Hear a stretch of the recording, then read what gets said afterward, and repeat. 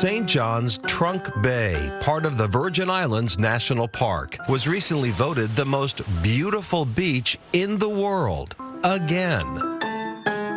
But in truth, any number of St. John's immaculate beaches might have just as easily made the cut. More than 2/3 of St. John is protected national parkland, leaving much more to explore on this island than just beaches. And so during the era of slavery and colonialism, Annaberg was actually one of the largest plantations on St. John. The ruins of the Annaberg Sugar Plantation, a reminder of St. John's agricultural past and an economy that was once wholly dependent on enslaved workers. A history that has particular poignance for locals like Hadia Sewer. My St. John roots really go back to the 1600s. Sewer, who has a doctorate in Africana Studies from Brown University, thinks sites like Annaberg have much to teach us about slavery's past and its ongoing ramifications. I think that plantation systems really, force each and every one of us to understand our relationship to the aftermaths of slavery and the continuous colonial experience. On site, a traditional bakehouse where Olivia Christian is making up a batch of the St. John staple, dumb bread. So the reason we call it dumb bread, back in the days, people didn't have leaven. So the bread was like dumpling in nature. So it was dumpling bread, and if you fry it, which we call Johnny cakes today, is fried dumplings. I don't know totally why you call it dumb bread. I mean, you explained it to me, but it's delicious. The ruins of the old Susannaberg plantation offer a decidedly different story, one in which the little guy ends up on top. Grandpa, father made animals fat, and I'm going to try to make humans smile by sharing this view with them. The Windmill Bar sits atop what's known as Neptune's Lookout on the old Susannaberg plantation. Ronnie Jones grew up on the property, purchased bit by bit in the 1950s by his hard-working and far-sighted grandfather, Neptune Richards. So Grandpa's concept of owning land, it was not a common thing for all St. Johnians. Neptune Richards was old enough to have had living relatives who were born into slavery, so his purchase of the old plantation property represented more than your average land transaction. And he would say, guys, whenever you get your property, never sell it.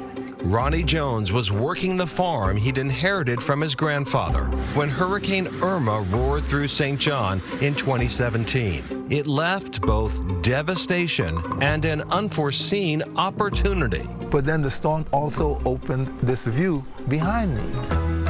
Before the storm uprooted dozens of trees, Jones had no idea this view existed. So many tourists stopped to enjoy the vista, he decided to offer snacks from a cart, then drinks. Today, the Windmill Bar is a popular full-service restaurant, and Ronnie Jones is always on hand to share the story of his family and the Susannaberg plantation. Anybody asks me any questions about the property or Grandpa, I love to sit with them and share, because while I'm here working the property, whether it's cleaning the grass or maintaining it, I actually see Grandpa sitting on a rock saying, "Good job, son. Good job." I actually feel him talking to me, and that means so much to me. Out on the remote east end of St. John, another tale of generational resolve. It's family owned since the 1700s. Just as old as this tree. This tree is 300 plus years old. From her headquarters in the shade of an ancient tamarind tree, Thalia Reyes and her colorful crew welcome visitors to Hanson Bay Beach. Yeah, he's a good boy, yeah. Chairs, benches, and lounges, whatever I got out there that doesn't say reserve is on the house. Please enjoy. Hanson Bay Beach, one of the very last beaches on St. John that is not part of the national park. Well, back in the day when Rockefeller was purchasing land, the East End families held out and they didn't give in. And they decided that they didn't want to be part of it, and it remained family owned. There is no charge for parking. Use of paddle boards and kayaks is free, and the price of admission, whatever the visitor feels is right. Well, the price is based on your heart.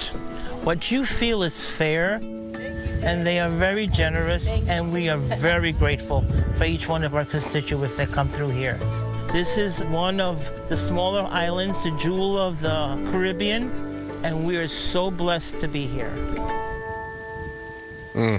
Back up at the Windmill Bar, Ronnie Jones's grandfather, Neptune Richards, was one of the original St. John landowners involved in the formation of the national park, donating more than 200 acres of the Susannaburg plantation. But he kept that parcel of land at the very top of the mountain for his heirs. And all visitors to Neptune's Lookout are the beneficiaries.